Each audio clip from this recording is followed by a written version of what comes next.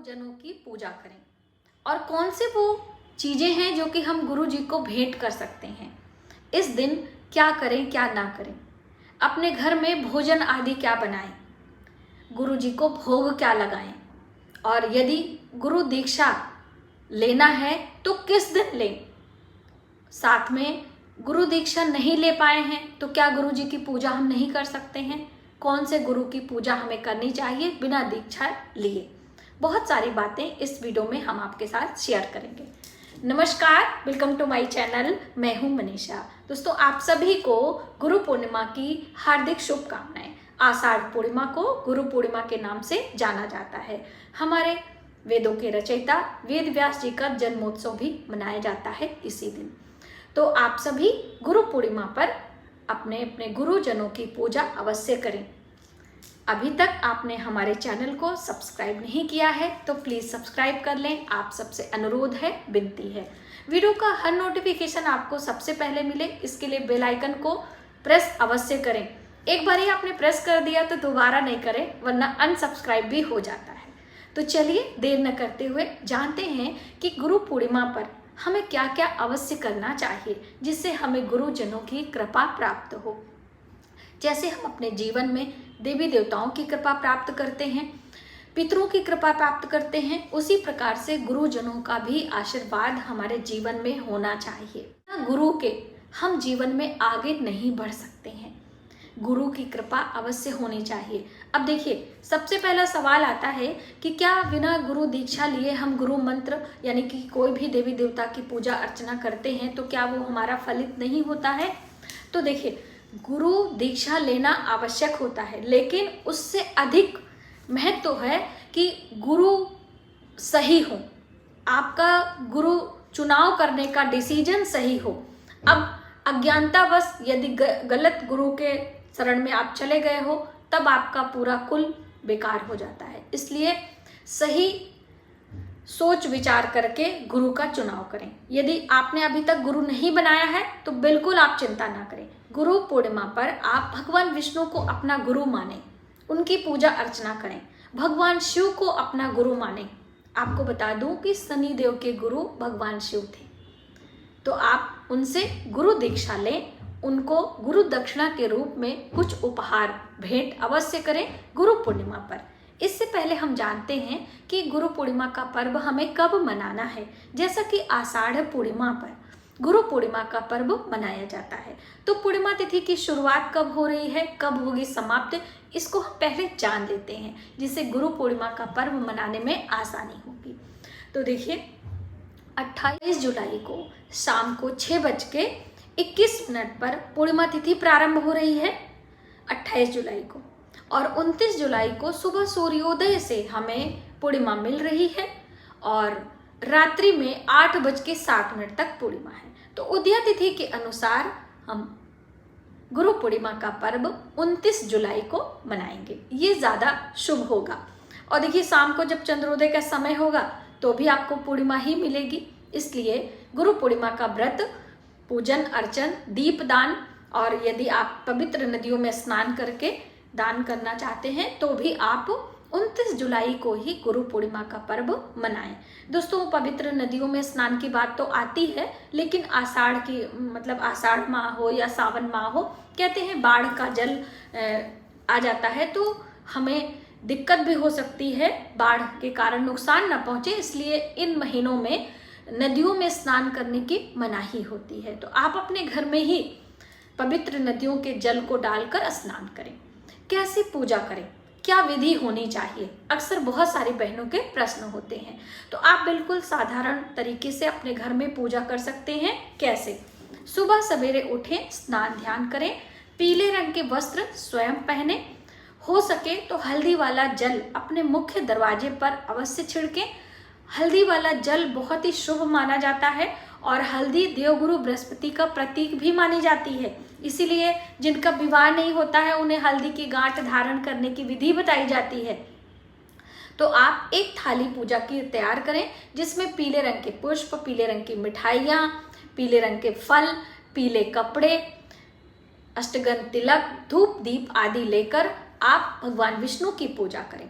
भगवान शिव की पूजा करें, और यदि आपके गुरु हैं तो आप स्वयं उनकी पूजा करें। उन्हें आसन दें, चौकी लगाएं, एक दीप तैयार करें, धूप लगाएं और ध्यान करके आप उन्हें मानसिक विधि से स्नान कराएं, तिलक लगाएं। यदि आपके गुरु कहीं और हैं तो पिक्चर है तो घर में भी आप भाव से ये सारे काम कर सकते हैं। और जो आपने गुरु दीक्षा के समय मंत्र लिया है वो मंत्र जप कर सकते हैं। अब जिन बहनों ने गुरु मंत्र नहीं लिया है वो ओम नमो भगवते वासुदेवाय नमः इस मंत्र का जप कर सकती हैं। यदि भगवान भोलेनाथ को आपने गुरु बनाया है तो ओम नमः शिवाय का जप आप कर सकते हो, है ना। इस तरीके से हम अपने घर में ही गुरुओं की पूजा करेंगे। परिक्रमा अवश्य करिएगा, चाहे आप गुरु दीक्षा जिससे लिया है उनकी परिक्रमा, या फिर आप भगवान विष्णु की पूजा कर रहे हैं उनकी परिक्रमा, या भोलेनाथ की परिक्रमा। अलग अलग परिक्रमा बताई गई है। जैसे भगवान शिव की आधी परिक्रमा की जाती है तो आधी ही आप करिएगा। घर में भी स्थान नहीं है तो एक ही स्थान पर घूम सकते हैं। और दोस्तों चलते चलते आपको बता दूं कि आप अपने पूजा मंदिर में क्या गुरु की प्रतिमा हम रख सकते हैं।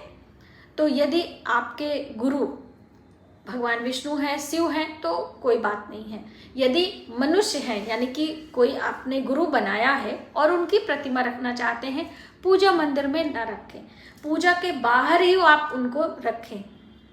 आपने वो कहावत हमेशा सुनी होगी, गुरु गोविंदो खड़े काके लागे पाँव, बलिहारी गुरु आपने गोविंद दियो बताए। यानी गुरु ही हमारे शिक्षक होते हैं जो हमें देवी देवताओं और बहुत सारे ज्ञान देते हैं। तो उनकी पूजा हमें प्रथम जरूर करनी चाहिए, लेकिन देवताओं का स्थान अलग है, गुरुओं का स्थान अलग है। तो हम अपने मृत परिजन या अपने जीवित या मृत गुरुजन को अपने पूजा मंदिर में स्थान नहीं देते हैं। उनके लिए आप बाहर या कहीं अलग से चौकी या फिर आप कहीं उनको अलमीरा वगैरह में रखकर वहां पर आप धूप दीप दिखा सकते हैं गुरु को। पितरों की पूजा घर में नहीं की जाती है। पितरों की पूजा हमेशा सरोवर, पीपल वृक्ष के नीचे घर से बाहर की जाती है। पितरों का दान पुण्य, पितरों के निमित्त जो हम करते हैं वो सिर्फ मानसिक विधि से करते हैं। पितरों के निमित्त हम जो दीप दान करते हैं वो भी हम बाहर करते हैं। ठीक है, तो इन छोटी छोटी बातों का हमें ध्यान रखना है। अब आइए जानते हैं कि और क्या क्या करना है। इस दिन आप पूजा पाठ करें या दान पुण्य करें या ना करें, गुरु पूर्णिमा का व्रत आप कर रहे हैं, करें या ना करें, लेकिन किसी भी ब्राह्मण का, पुरोहित का या किसी भी गुरुजन का अपमान ना करें, अनादर ना करें। इससे आपके बर्थ चार्ट में दोष उत्पन्न होता है। तो ये कार्य करने से बिल्कुल आपको बचना है। और गुरु पूर्णिमा पर हम झूठ बोलने से बचेंगे। झूठ तो कभी भी नहीं बोलना चाहिए। यदि आपके जान पर बनाती है तब एक अलग बात है। किसी की जान से बढ़ के कुछ भी नहीं होता है, तो ऐसे में झूठ माफ माना जाता है। वरना आप झूठ बोलने की कोशिश ना करें और अपना झूठा किसी को देने का प्रयास ना करें, चाहे कुछ भी हो। अपने परिवार में भी ये बात हम अक्सर आपको बताते हैं, इससे हमारा सूर्य कमजोर होता है। और रही बात इस दिन आपको अपने भोजन में क्या बनाएं, तो इस दिन पीले रंग की चीज़ आप स्वयं खाएं।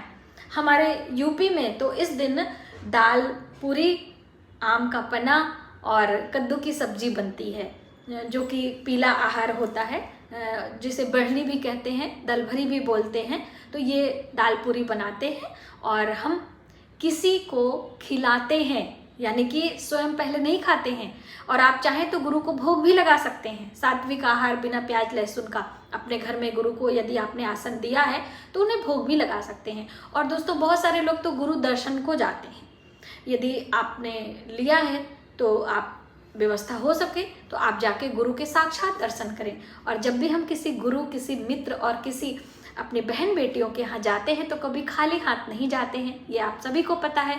तो गुरु के लिए पीले वस्त्र, पीले रंग की मिठाइयाँ और फल, दक्षिणा ले जाना आप ना भूलें। यदि आपका बजट नहीं है तो आप घर में ही पूजा कर ले, वो चलेगा। लेकिन आप गए हैं तो खाली हाथ ना जाए। भले ही आपका किराया कुछ भी लग रहा है, वो मायने नहीं रखता है, लेकिन हमें जो दोष लग जाते हैं, जो छोटे छोटे कार्य करने से हम वंचित रह जाते हैं, वो हमें नहीं करना है, वो हमें ध्यान में रखना है।